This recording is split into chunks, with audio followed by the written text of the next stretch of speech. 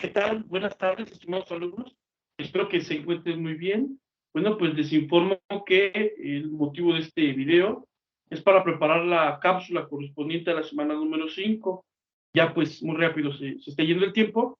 Ya básicamente estamos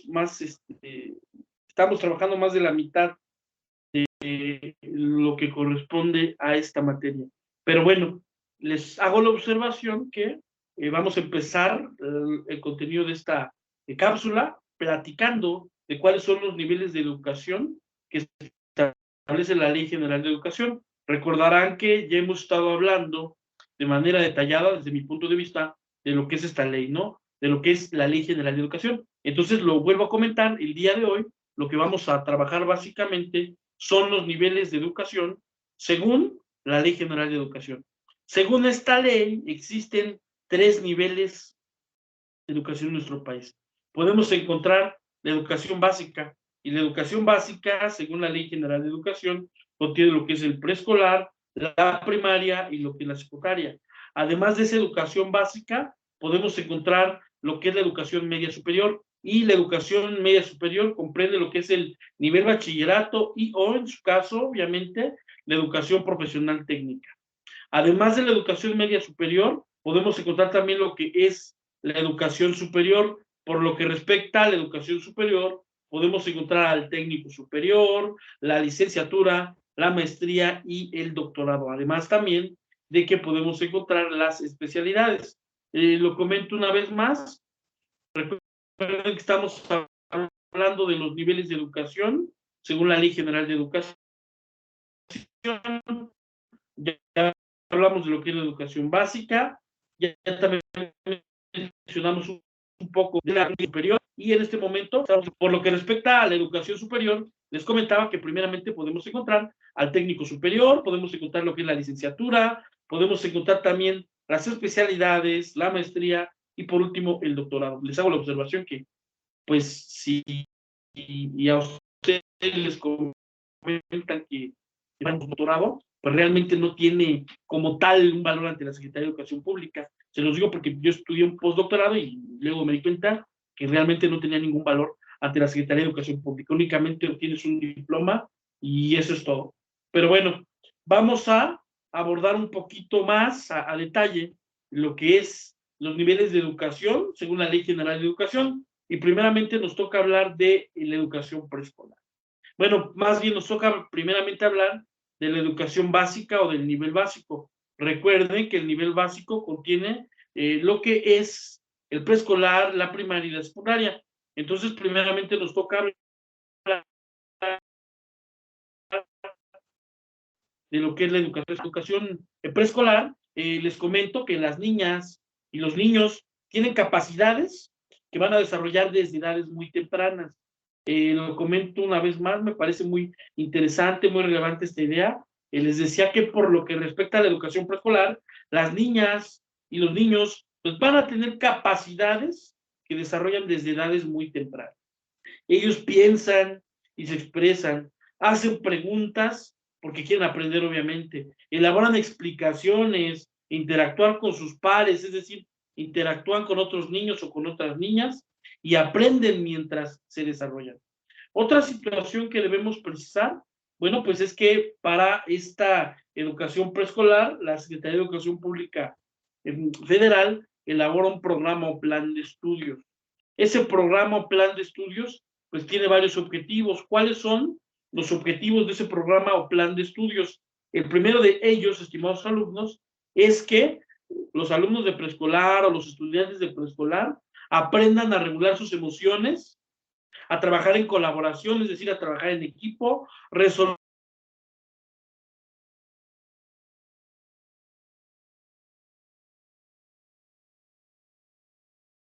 Me parece muy interesante este primer propósito del plan o programa de estudios de la Secretaría de Educación Pública Federal para preescolar.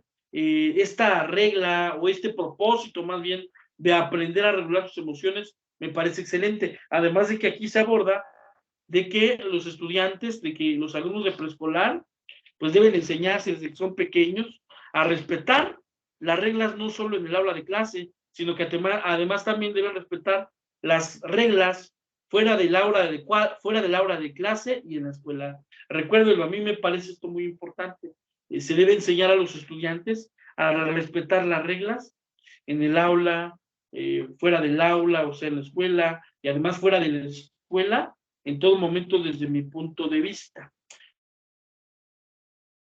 Además de ese propósito, otro propósito que necesitan, ¿sale? Otro propósito más bien que establece este plan o programa de estudios es que los estudiantes de preescolar adquieran confianza para expresarse. Adquieran confianza para expresarse, para dialogar y conversar en su lengua materna. Lo voy a comentar una vez más. Les decía que otro propósito del plan de estudios para nivel preescolar de la Secretaría de Educación Pública Federal es que los estudiantes adquieran confianza para expresarse, dialogar y conversar, en su lengua materna, es decir, en español. Además de que mejoren su capacidad de escucha y enriquezcan su lenguaje oral. Fíjense que algo muy importante que se menciona en este propósito es el de mejorar sus habilidades de escucha. Les hago la observación que algún día impartí una clase que se llamaba liderazgo, y en esa clase hablábamos de algo muy importante. ¿Quién domina la conversación? ¿El que habla todo el tiempo o el que escucha? La verdad es que el que domina la conversación es el que escucha, porque el que escucha tiene tiempo de razonar, el que escucha realmente está comprendiendo a la otra persona, ¿no? Desde sus emociones hasta su manera de pensar. Si no escuchamos, si no tenemos habilidades para la escucha, obviamente que se nos va a complicar todo. Si nada más pretendemos hablar, pues obviamente que no tendremos un desarrollo correcto. Y eso hay que enseñarle, pues obviamente a los alumnos, a los estudiantes, desde que son pequeños, desde el preescolar, ¿no? Tal y como se anuncia en estos propósitos. Además de ese propósito, otro propósito que señala el plan o programa de estudios a nivel preescolar, estimados alumnos, es que los estudiantes de preescolar, obviamente, desarrollen interés y gusto por y ese propósito me parece muy importante. Se los voy a comentar una vez más.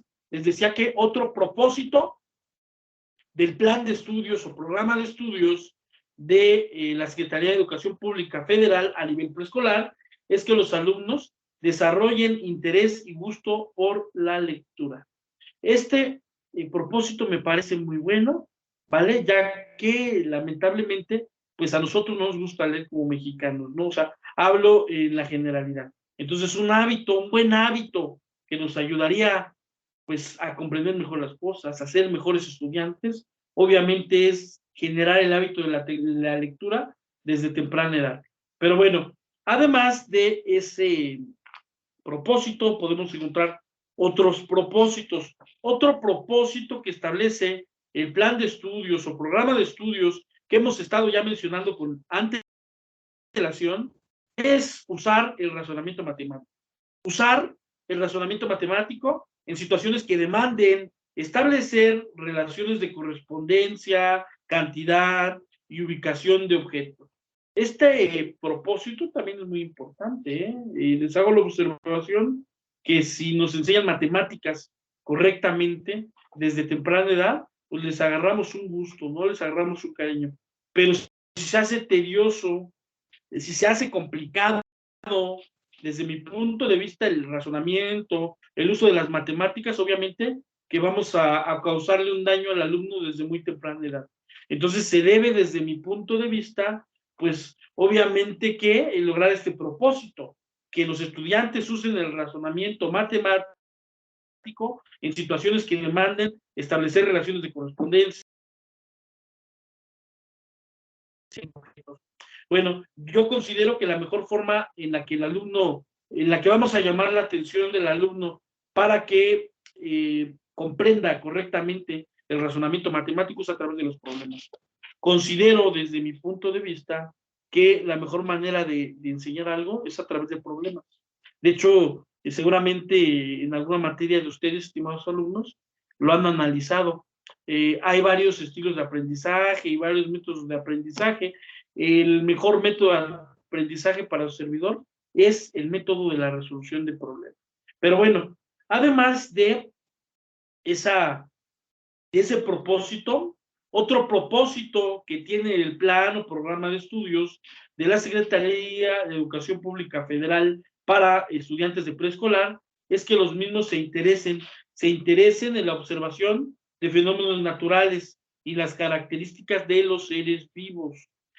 Aquí, bueno, pues yo creo que hay un doble propósito, ¿no? Fíjense, este propósito consiste en que se interesen en la observación de fenómenos naturales y las características de los seres vivos. Si ustedes se dan cuenta, lo que estamos haciendo aquí con el alumno, estimados estudiantes de la carrera de pedagogía, bueno, pues es desarrollar ese razonamiento científico, ¿no? Desarrollar ese razonamiento científico porque, como ustedes lo saben, comienza a través de la observación. Si se hacen observadores desde pequeños, los estudiantes, pues obviamente comprenderán el desarrollo de las cosas, ¿no? Comprenderán los problemas a los que nos enfrentamos. Pero bueno, además de ese propósito, otro propósito que podemos encontrar, a mí me parece también muy importante, es que los estudiantes de preescolar se apropien de los valores y principios necesarios para la vida en comunidad. Lo comento una vez más, les decía, estimados estudiantes de la carrera de pedagogía, que otro propósito muy importante de este plan o programa de estudios de la Secretaría de Educación Pública Federal para alumnos de nivel preescolar es que los mismos, es decir, los estudiantes de nivel preescolar, se apropien de los valores y principios necesarios para la vida en comunidad. En este orden de ideas, podemos destacar el respeto, la responsabilidad, la solidaridad, la tolerancia, valores, pues que obviamente nos faltan mucho en nuestra sociedad mexicana. Entonces, si se comienzan a fomentar valores desde muy temprana edad, considero que tendremos una sociedad, que tendremos unos niños y niñas llenos de principios, ¿no? Llenos de virtudes, llenos de valores, que obviamente cuando crezcan también llevarán a la práctica. Pero bueno, además de ese propósito, otro propósito que podemos encontrar, estimados estudiantes de la carrera de pedagogía, en este programa o plan de estudios de la Secretaría de Educación Pública Federal a nivel preescolar, es que usen la imaginación y la fantasía, además de la iniciativa y la creatividad, para expresarse. Fíjense, me parece muy interesante también este propósito. Este propósito, lo comento una vez más, consiste en que los niños y las niñas del nivel preescolar deberán usar la imaginación y la fantasía, la iniciativa y la creatividad para expresarse correctamente. Algo que a mí me llamó la atención fue la presentación de un libro, la presentación de un libro que hicieron el rector de la universidad, el doctor Jonas del Sol, y otro autor, solo que no recuerdo al otro autor, bueno, del rector me acuerdo, del libro que presentó porque me llamó mucho la atención el concepto que ellos manejaban en ese libro. Ellos decían en ese libro que el cerebro es plástico. ¿A qué se refiere esto? Que el cerebro tiene plasticidad, es decir, que el cerebro se puede moldear. Yo considero que tiene razón. ¿Y cómo vamos a moldear el cerebro? No es que lo manipulemos, ¿verdad? No tenemos esa tecnología. Pero bueno, ¿cómo vamos a moldear el cerebro? De acuerdo a lo que escuché en la presentación de ese libro, que pues, la verdad me llamó mucho la atención, es a través de estímulos, ¿sale? Se puede estimular al cerebro. ¿Y cómo se va a estimular al cerebro? Pues dándole placer. Pueden presentarse varios tipos de placeres. Por ejemplo, podemos estudiar lo que nos gusta, que eso a nosotros nos llama mucho la atención, ¿no? Podemos ver videos que de repente también nos llaman mucho la atención. Por ejemplo, a mí me gustan videos de historia o videos que tengan que ver con temas de terror. Eso a mí siento que me estimula bastante. También de repente podemos escuchar la música que nos gusta. De repente podemos escuchar, pues obviamente que autores con los cuales nosotros nos apasionamos, ¿no? Entonces yo les exhorto a que esta imaginación, a que esta fantasía, a que esta iniciativa nunca la pierdamos, porque realmente nuestro cerebro es plástico. Y como nosotros somos profesionistas, necesitamos mantener nuestro cerebro joven, necesitamos mantener nuestro cerebro muy activo. Y bueno, pues me parece muy interesante este propósito, porque los niños desde temprana edad debemos motivarlos a que obviamente su cerebro sea plástico. Y eso va a ser a través de la imaginación, de la fantasía, de la iniciativa y la creatividad.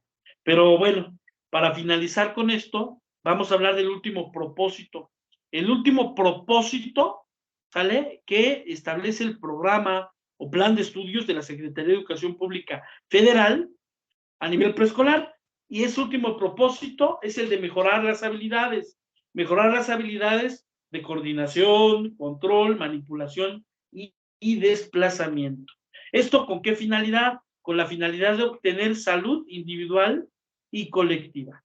¿Sale? Esa es la finalidad de mejorar nuestras habilidades de coordinación, control, manipulación y desplazamiento. Esto, pues obviamente se hace a través de la educación física, a través de las actividades físicas. Pero bueno, esto es por lo que respecta a el nivel preescolar. Además del nivel preescolar, recuerden que también podemos encontrar la educación primaria, ¿vale? Recuerden que seguimos hablando de lo que es el nivel básico, y el nivel básico contiene lo que es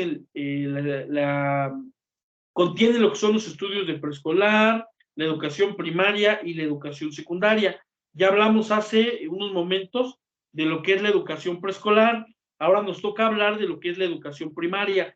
Por lo que respecta a la educación primaria, bueno, pues debo comentarles que esta constituye el segundo nivel de la educación básica, ¿verdad? Constituye, lo comento una vez más, el segundo nivel de la educación básica, además de que ofrece un trayecto formativo coherente y consistente que le va a dar continuidad al desarrollo de las competencias que los alumnos adquirieron en el preescolar. Entonces, si ustedes se dan cuenta, en la primaria le damos continuidad a todo lo que se aprendió en el nivel preescolar, ¿vale? Además de ello, bueno, pues es importante que tomen en cuenta que el nivel de educación o la educación primaria, pues va a ser la base para que los estudiantes continúen con el siguiente nivel, que es la educación secundaria.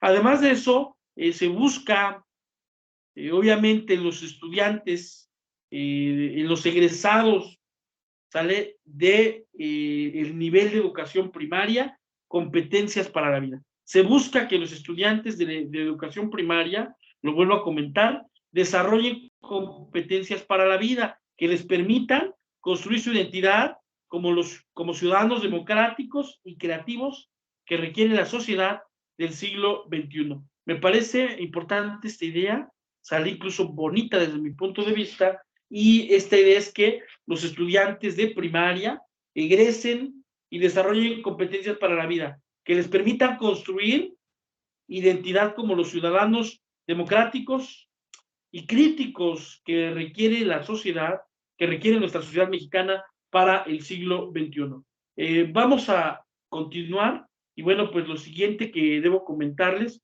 son las áreas de estudio en la educación primaria. ¿Cuáles son las áreas de estudio que podemos encontrar en la educación primaria en términos de la Ley General de Educación? Podemos encontrar lo que es el español, lo que son las matemáticas, las ciencias naturales, la geografía, la historia, la formación cívica y ética, la educación artística y la educación física. Lo voy a comentar una vez más. Les decía que en términos de la Ley General de Educación, y también en términos de lo que establece la página de internet oficial de la Secretaría de Educación Pública Federal, podemos encontrar las siguientes áreas de estudio de la educación primaria. Podemos encontrar lo que es el español, las matemáticas, las ciencias naturales, la geografía, la historia, la formación cívica y ética, la educación artística y la educación física. Vamos a analizar rapidísimo lo que se busca en cada una de esas áreas.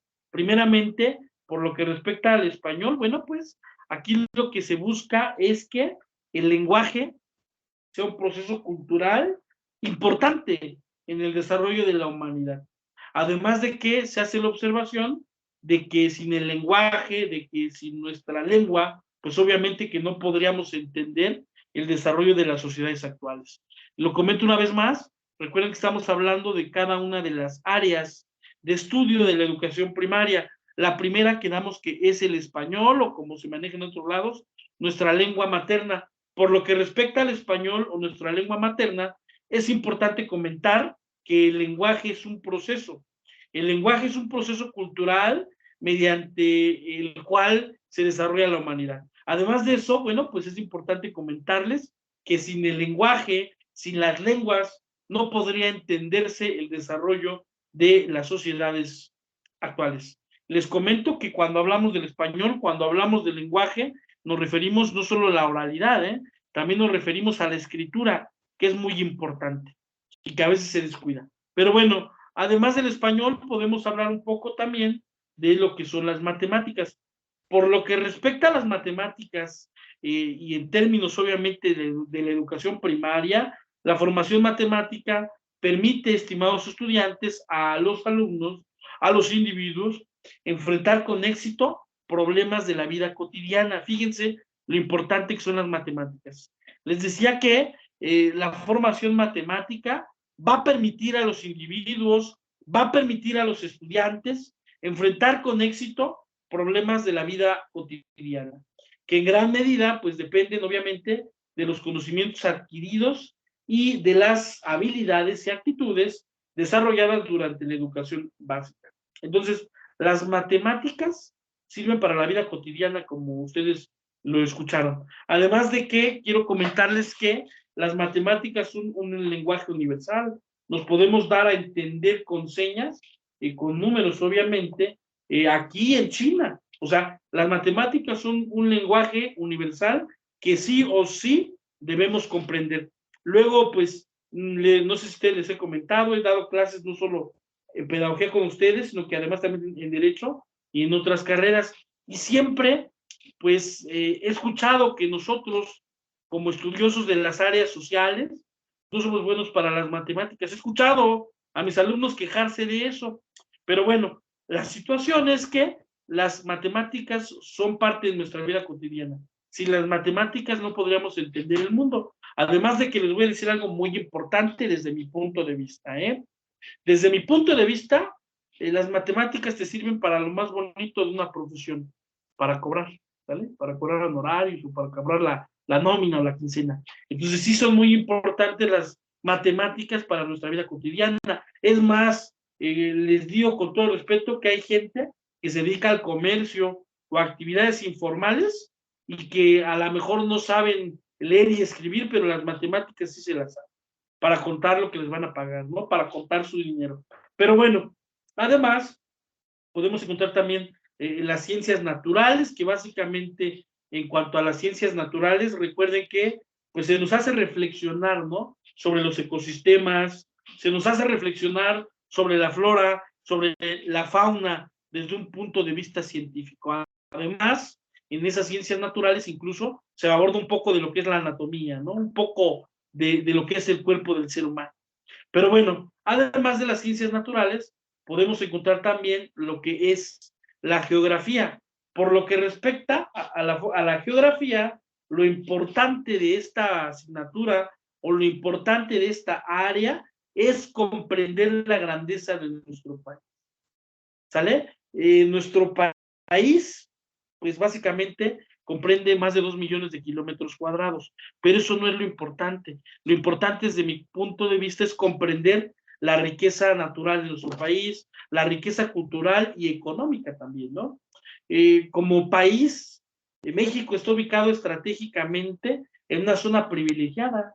Estamos ubicados entre dos océanos, tenemos islas, tenemos fronteras de todo tipo, ¿no? Como pueden ser ríos o el río Bravo, por ejemplo, pueden ser desiertos, otro río en el sur, tenemos golfos, el Golfo de México, el Golfo de California, podemos tener acceso al Océano Atlántico, al Océano Pacífico. Realmente tenemos una posición geográfica privilegiada. Y aunque nos ha quitado en invasiones arbitrarias países vecinos nuestros, territorio, bueno, pues seguimos teniendo una ubicación privilegiada. Nosotros como mexicanos, pues no necesitamos invadir a otro país para tener acceso a dos mares como lo tienen el nuestro, ¿no? Pero bueno, la geografía, lo reitero, es importante para eso, para comprender la grandeza territorial, cultural, económica y la diversidad también ecológica que tenemos en nuestro país. Pero bueno, además de eso, otra área, otra asignatura importante que podemos encontrar en la educación primaria, pues es la historia. Por lo que respecta a la historia, como siempre lo digo, hay tres razones para las cuales se deben estudiar historia. ¿Cuáles son las tres razones por las cuales debemos estudiar historia, no solo a nivel educación primaria, sino en todos los niveles desde mi punto de vista? Bueno, la primera razón es para evitar cometer errores del pasado.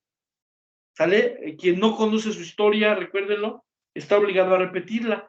Entonces nosotros estudiamos historia primeramente para no cometer errores del pasado.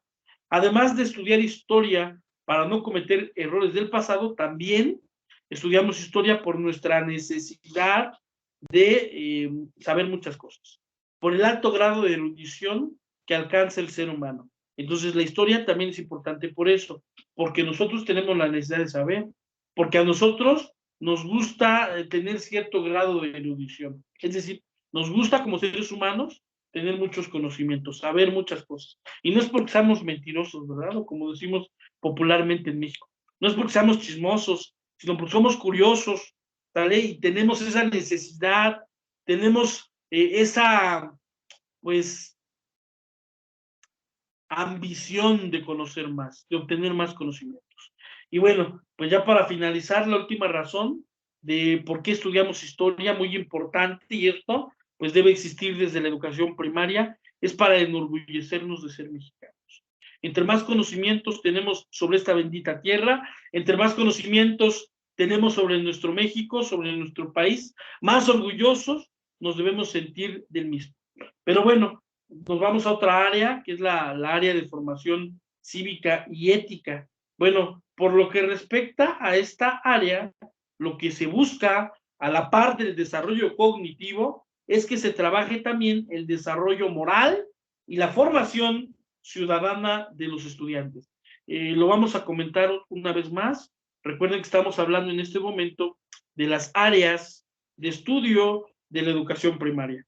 Otra área de estudio que podemos encontrar en educación primaria es la formación cívica y ética. Por lo que respecta a la formación cívica y ética, les decía, estimados estudiantes, que se busca a la par del desarrollo cognitivo que se trabaje también con el desarrollo moral y la formación ciudadana de los estudiantes. ¿Cómo se logra esto? Se logra esto a través de que se inculque o de que se fomente en nuestros estudiantes principios éticos que le permitan orientar sus decisiones individuales y colectivas.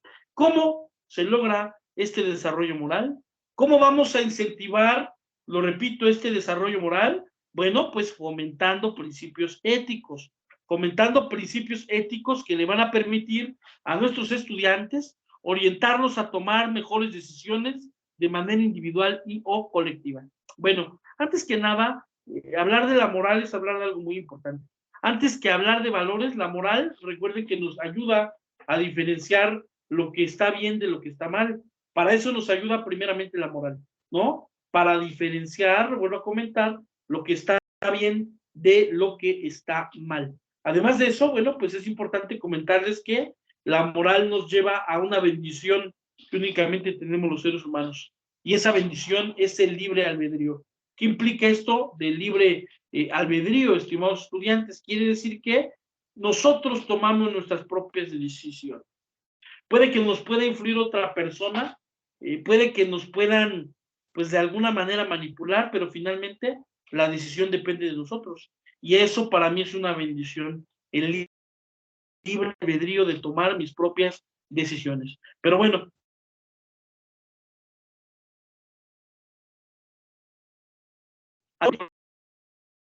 reglas con apego a valores.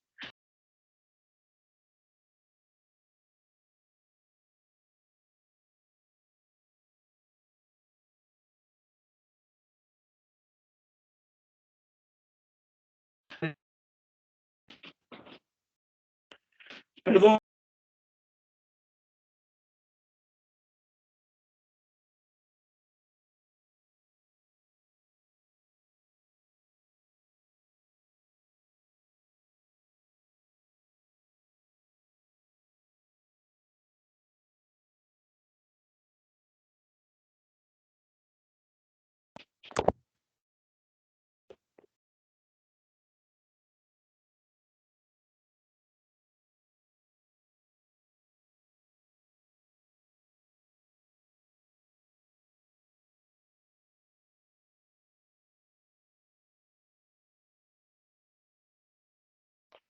Perdón, nuevamente les pido una disculpa, espero que ya no se presente el problema. Y es la tercera vez que les voy a decir qué son los principios éticos. Recuerden que los principios éticos se refieren a reglas relacionadas obviamente a los valores, a la ética. ¿Qué reglas podemos encontrar? La principal para su servidor es el respeto. ¿Sale? Sin respeto se acaba todo. Sin respeto no hay amistad, no hay relaciones amorosas, no hay relación docente-alumno. Entonces siempre debemos obviamente que predicar con el ejemplo, ¿no? Siempre ser respetuosos ante todas las personas. Pero bueno, del respeto se desprenden otros valores como la lealtad, como el compromiso, como la solidaridad. Pero bueno, vamos a continuar. Además de la formación cívica y ética, otra área de estudio que vamos a encontrar en la educación primaria, obviamente, es la educación artística. La educación artística va a comprender otro tipo de aprendizajes. ¿Cuáles son los tipos de aprendizajes que va a contemplar la educación artística? Se refiere a situaciones culturales en las que se va a buscar promover la percepción, la sensibilidad, la imaginación y la creatividad de los estudiantes. Me parece interesante desde ese punto de vista la educación artística. Recuerden que en la educación artística se va a buscar desarrollar competencias culturales a partir de experiencias que promuevan en los estudiantes su percepción, su sensibilidad, su imaginación y creatividad para construir un pensamiento crítico. Acuérdense lo que les decía del cerebro plástico. Bueno, una forma de incentivar, una forma de pues promover ese cerebro plástico es a través de actividades artísticas, ¿no? Pero bueno, vamos a continuar y les comento que además de todo lo que hemos comentado, otra área que podemos encontrar es la educación física. ¿Qué es lo que se busca en la educación física? Con la educación física se busca que los estudiantes de primaria desarrollen su motricidad y construyan su corporeidad. Lo vuelvo a comentar, les decía que lo que se busca con esta área, es decir, lo que se busca con la educación física, es que obviamente los estudiantes desarrollen su motricidad y construyan su corporeidad. Desde mi punto de vista, lo que también se busca con esa educación física, pues es combatir un mal que tenemos hoy en día, ¿no? Somos el país más obeso del mundo y tenemos a los niños más obesos del mundo. Y esto es debido a que no tenemos una alimentación sana, pero además tampoco incentivamos al ejercicio. No sé si recuerden cuando platicábamos del Plan Nacional de Desarrollo. La idea del presidente Obrador me parece muy interesante. La idea de que los docentes sean agentes que promuevan la cultura deportiva, que promuevan el ejercicio, me parece muy bien. Porque si los niños ven que los adultos, ven que sus maestros practican el deporte, pues obviamente que también tenderán a imitar esa actitud, ¿no? Entonces, desde mi punto de vista, sí es muy importante la educación física y no solo deben practicarla los alumnos, desde mi punto de vista también deberían practicar esa educación física, pues obviamente los docentes como agentes representantes de la SEP, ¿no? Que prediquen con el ejemplo y que obviamente sus alumnos lo sigan. Pero bueno, eso es por lo que respecta, estimados estudiantes. Nos toca continuar ahora con la educación secundaria. La educación secundaria, para empezar, lo repito, estimados alumnos, la educación secundaria, para empezar, bueno, pues se refiere al tercer nivel de educación básica.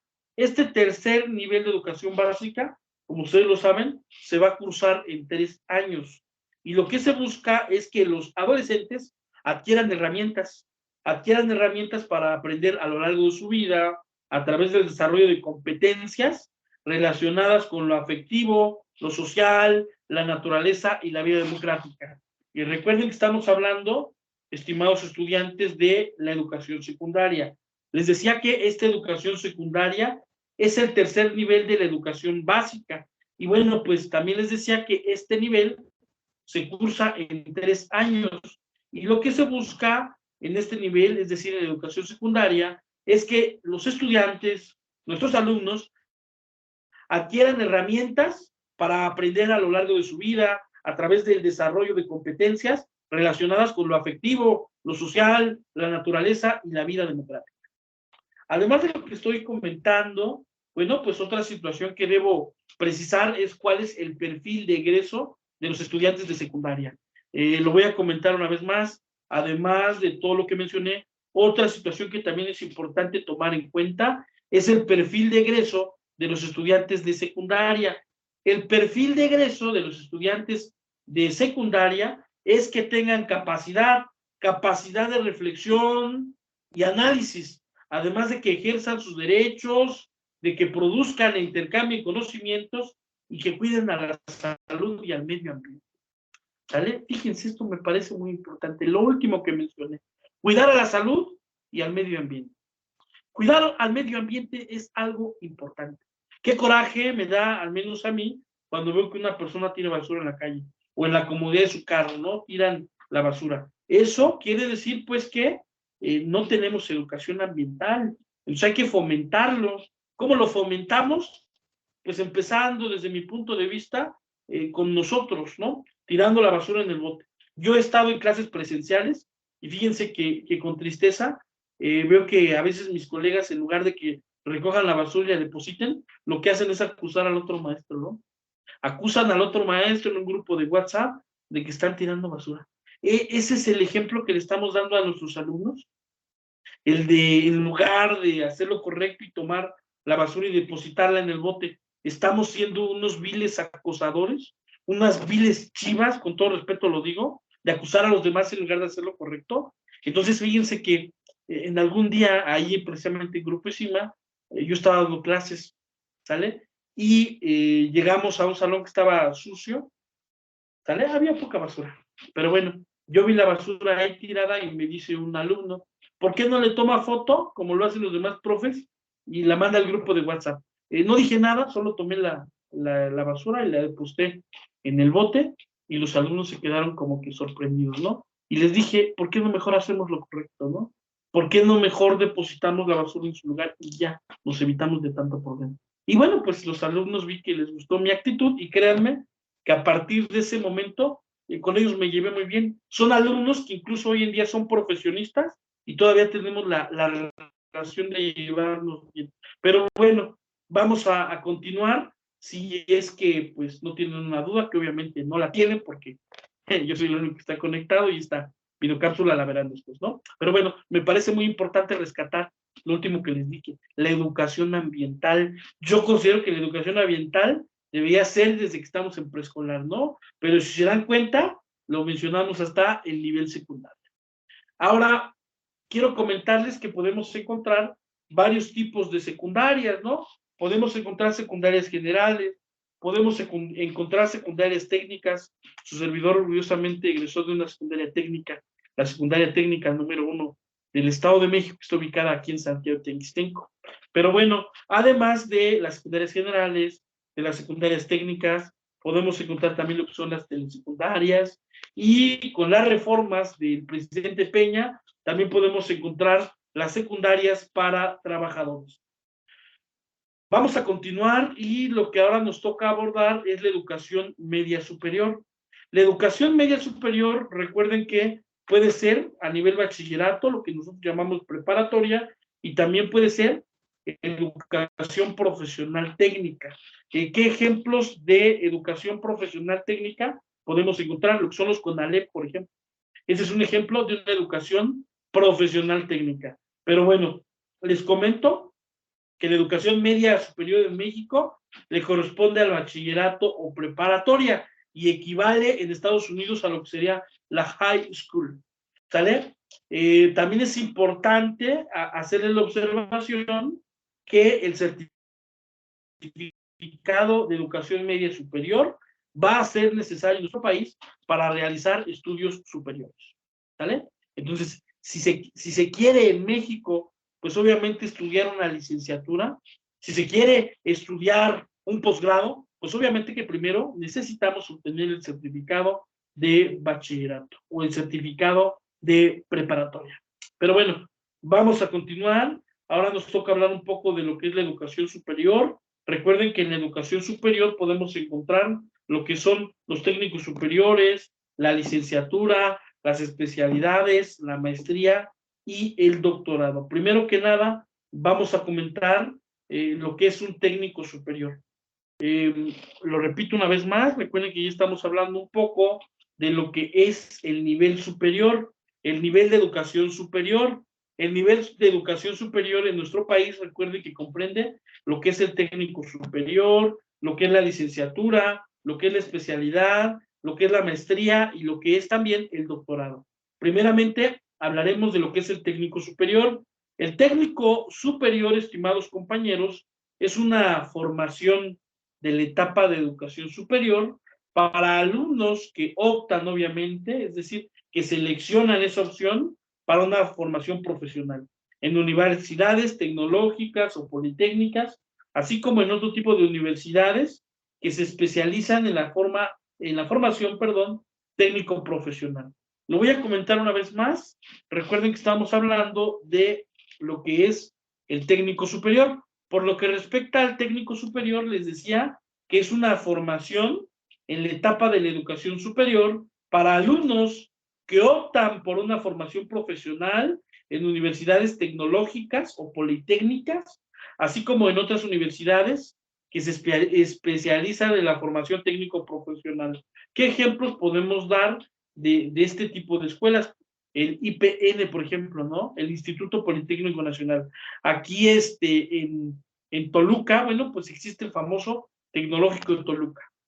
Cerca de aquí, en un municipio que se llama, bueno, sigue siendo Santiago Textenco, en un municipio que se llama Santiago Textenco está el famoso TEC de Tilapa.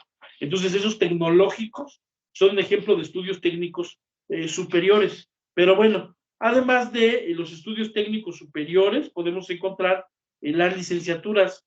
En la licenciatura, ¿qué se hace, estimados alumnos? En la licenciatura se prepara a los alumnos, como ustedes, para adquirir conocimientos generales. Eso es lo que se hace en una licenciatura. Se prepara a aquellos alumnos egresados de bachillerato o de preparatoria para adquirir conocimientos generales. Les puedo asegurar a ustedes que pues han adquirido conocimientos generales de la pedagogía, ¿no? Pero bueno, además de la licenciatura podemos encontrar lo que es la especialidad. Fíjense que nosotros como universitarios, nosotros como estudiantes de licenciatura somos todólogos, ¿no? Sabemos varias cosas de nuestra carrera, pero lo correcto es que nos especialicemos, es decir, buscar una área de estudio en la cual nosotros podemos profundizar y en la cual podemos destacar. Yo siento que la especialidad sí es importante. ¿Para qué? Para destacar como profesionistas, ¿vale? Para servir un poquito más a nuestra sociedad, a nuestro país. Pero bueno, además de la especialidad, les comento que podemos encontrar también lo que es la maestría. Por lo que respecta a la maestría, estimados alumnos, estimadas alumnas, pues les hago la observación que aquí también nos vamos a enfocar a un área particular, ¿no? Por ejemplo, su servidor, pues es licenciado en Derecho, esa es mi licenciatura, pero también soy maestro en Derecho Penal, esa es mi área, ¿sale? Esa es mi área de maestría. Me enfoqué a lo que es el Derecho Penal. Así ustedes, como estudiantes de pedagogía, pues obviamente que se pueden especializar en una área, ¿no? Por ejemplo, ustedes pueden optar por áreas muy nobles, ¿no? Como la educación especial, como la educación para gente pues ya mayor. Incluso he visto que en pedagogía hay gente en recursos humanos, ¿no? Incluso fíjense que como abogado, pues yo veo a veces convocatorias, ¿sale? Para dependencias públicas y he visto que el Instituto Nacional Electoral saca convocatorias muy, pero muy buenas para egresados de pedagogía y les pagan muy bien, ¿eh? Bueno, ya no sé si les van a pagar también con el recorte de 5,000 millones de pesos que se viene para el INE, pero las veces que yo he visto las convocatorias, pues sí les pagan muy bien y son alumnos, los vuelvo a comentar, o son egresados más bien de la carrera de pedagogía. Pero bueno, además de la maestría, viene lo que es el doctorado. Por lo que respecta al doctorado, quiero comentarles que lo que se busca en un grado de doctorado, estimadas compañeras, estimados compañeros, es un acervo científico más complejo. Eso es lo que se busca en un doctorado, un acervo científico más complejo. ¿A qué me refiero con esto? Que una persona con doctorado, bueno, pues es porque va a publicar artículos en revistas, va a publicar investigaciones, va a publicar incluso libros, eso es lo que buscamos con un doctorado, ¿no? Ese doctor en la rama, en la especialidad que ustedes me indiquen, va a generar conocimiento, va a generar acervo científico para que los demás que vienen detrás de él aprendan, obviamente, ¿no? Lamentablemente en nuestro país, en México, pues esto, desde mi punto de vista, no tiene los incentivos correctos. Solo a algunas personas se les reconocen este tipo de actividades. Pero bueno, si no hay alguna duda, que lo vuelvo a comentar, no creo que la haya, porque pues, el único conectado soy yo. Vamos a abordar la actividad para esta semana, ¿sale? ¿Cuál es la actividad que vamos a desarrollar para esta semana número 5? La actividad que vamos a desarrollar para esta semana número 5 es la participación en un foro de discusión. Entonces, para participar correctamente en el foro de discusión, recuerden que deben seguir las siguientes indicaciones. Número 1, debes contestar de manera objetiva la pregunta que se te plantea. Número 2, debes retroalimentar de manera correcta, de manera adecuada, a por lo menos 2 de tus compañeros. Esa es la forma correcta de participar en el foro de discusión. Lo vuelvo a comentar. La actividad para esta semana 5 es una sola actividad, es participar en un foro de discusión.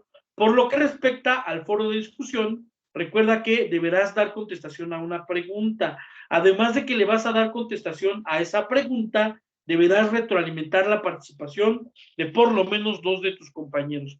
En ese orden de ideas, les voy a explicar esto, pero ahora con calificación, ¿no? ¿Qué pasa si lo único que hago es responder de manera objetiva a la pregunta que se me planteó? Si lo único que hago es responder de manera objetiva a la pregunta que se me planteó, pues obviamente que mi calificación será de 6. ¿Sale? Tal vez menos si no lo hago de manera objetiva. Ahora, si ya contesté la pregunta de manera objetiva y además retroalimento a uno de mis compañeros, mi calificación será de 8.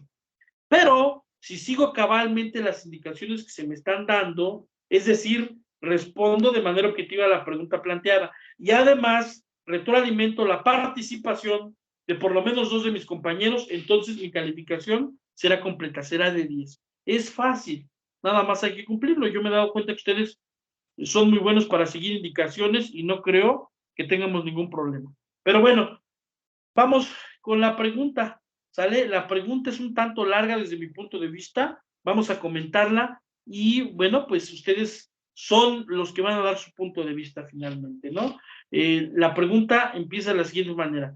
La Asociación Nacional de Universidades e Instituciones de Educación Superior, desde su fundación en el año de 1950, ha participado en la formulación de programas, planes y políticas nacionales, así como en la creación de organismos orientados al desarrollo de la educación superior en México. Lo voy a comentar una vez más. ¿Sale? Recuerden que estamos hablando de la pregunta que van a responder en el foro de discusión. La pregunta empieza de la siguiente manera. La Asociación Nacional de Universidades e Instituciones de Educación Superior, desde su fundación en el año de 1950, ha participado en la formulación de programas, planes y políticas nacionales, así como en la creación de organismos orientados al desarrollo de la educación superior mexicana. La pregunta es la siguiente: ¿consideras que tu plan de estudios es apropiado al conocimiento que tienes que adquirir para el ejercicio de tu profesión al culminar tus estudios? Lo comento una vez más, la pregunta a la cual le van a dar contestación ustedes, estimados compañeros, es la siguiente: ¿consideras que tu plan de estudios es apropiado al conocimiento que tienes que adquirir en el ejercicio de tu profesión al culminar tus estudios? Recuerda, no olvides retroalimentar la participación de por lo menos 2 de tus compañeros. Bueno, pues aquí es la opinión de cada uno de ustedes, ¿vale? Yo considero, desde mi humilde punto de vista, que los planes de estudio, bueno, pues sí, son apropiados. Nuestros planes de estudio sí son apropiados para el ejercicio de la profesión. Pero les voy a decir algo. Ahí están los planes de estudios, ¿eh? Y los planes de estudio de institución a institución son muy similares. Yo considero que más que el plan de estudio, lo importante es la dedicación de cada alumno, ¿no? Yo digo que incluso nos volvemos autodidactas por esa ambición de saber más, por esa ambición de obtener más conocimientos. Entonces, desde mi punto de vista, sí es importante el plan de estudios, sí son importantes también los maestros que están al frente de nosotros, impartiéndonos el conocimiento, platicándonos de sus experiencias, pero también es muy importante el alumno. Yo creo que de hecho el alumno debe ser un 80%, ¿sale? El alumno debe ser un 80% porque si él no quiere, aunque nosotros hagamos muchas cosas, aunque vayamos a bailar a Charma, que está cerquita de aquí, pues no vamos a poder hacer nada. Me ha tocado, fíjense, de repente grupos apáticos y me han funcionado ciertas estrategias para que trabajen, ¿no? Me han tocado también grupos muy buenos, pero siempre en un grupo hay una persona apática, una persona que no quiere trabajar. A veces las estrategias funcionan para que ese alumno trabaje, pero hay ocasiones donde hagamos lo que hagamos, no quiere trabajar, simplemente no quiere. Entonces les voy a decir algo, no podemos hacer tampoco lo imposible, y esto se los comento porque sí es importante para mí el plan de estudios, para desarrollarnos como profesionistas, pero es más importante la actitud de cada persona. Es más importante el empeño, la disposición que nosotros tenemos de lograr las cosas. Pero bueno, ese es mi punto de vista, ¿sale? Ahora, desde mi punto de vista, sí es adecuado el plan de estudios para desarrollarnos como profesionistas.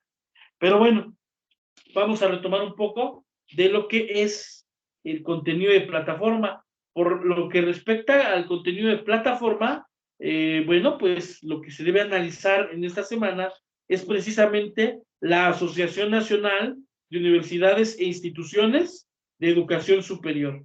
Bueno, esta Asociación Nacional tiene varios antecedentes, estimados alumnos. ¿Cuáles son los antecedentes que vamos a poder encontrar de esta asociación?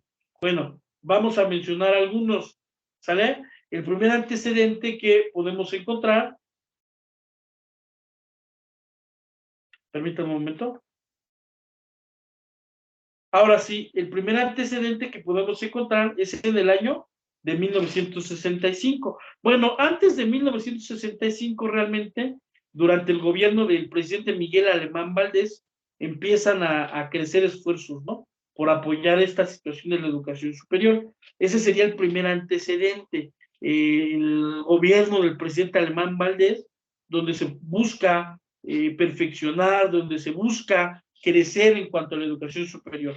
Pero bueno, otro antecedente que podemos encontrar sobre esta educación superior es en el año de 1965. ¿Por qué el año de 1965? Porque es ese año donde se va a crear la Comisión Nacional para la Planeación Integral de la Educación. Además de ese año de 1965, donde, lo repito, se va a crear la Comisión Nacional para la Planeación Integral de la Educación, encontramos otro antecedente en el año de 1968. En el año de 1968, durante el gobierno del presidente Gustavo Díaz Ordaz, bueno, pues se va a crear el Centro de Planeación Nacional de la Educación Superior. Lo comento una vez más, les decía que también es importante tomar en cuenta el año de 1968, porque, bueno, pues porque en ese año se creó el Centro de Planeación Nacional de Educación Superior. También es importante abordar el año de 1972. ¿Por qué es importante abordar ese año? Bueno, pues porque en dicho año se creó el Programa Nacional de Formación de Profesores. Lo comento una vez más. También es importante abordar el año 1972, que fue durante el sexenio del presidente Luis Echeverría Álvarez, porque en ese año se crea el Programa Nacional para la Formación de Profesores. Además, también es importante abordar el siguiente año, todavía durante el gobierno del presidente Luis Echeverría Álvarez, cuando se crea en el año de 1973, obviamente, el proyecto de creación de Universidad Autónoma Metropolitana y el Colegio de Bachilleres, la famosa UAM. Lo comento una vez más, estimados estudiantes de la carrera de Pedagogía, les decía que también es importante tomar en cuenta el año de 1973, durante la presidencia del presidente Luis Echeverría Álvarez, porque en aquel año se creó o se empezó más bien con el proyecto de creación de la famosa UAM.